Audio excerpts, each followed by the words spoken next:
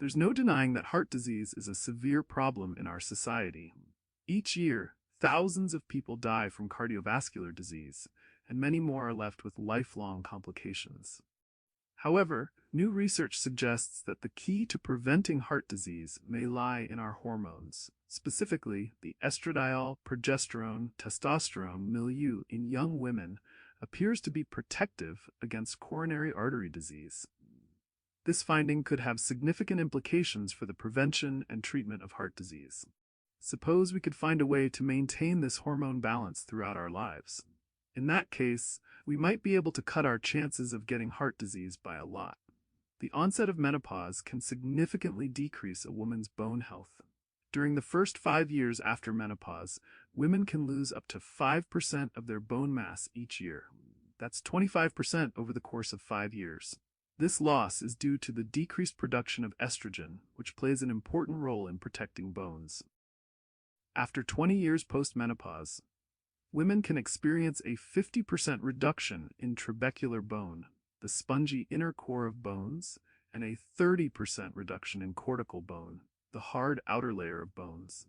This deterioration puts women at an increased risk for spinal compression fractures and hip fractures.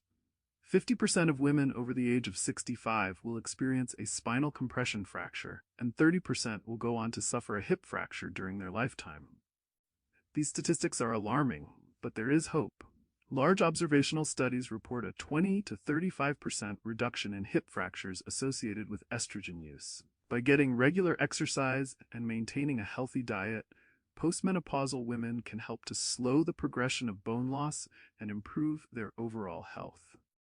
Though many people associate bone loss with older women, it is a problem that can affect women of all ages. Bone loss occurs when the body breaks down bone faster than it can rebuild it, which can lead to many problems, including osteoporosis and fractures. One group of women who are particularly at risk for bone loss involves women who menstruate.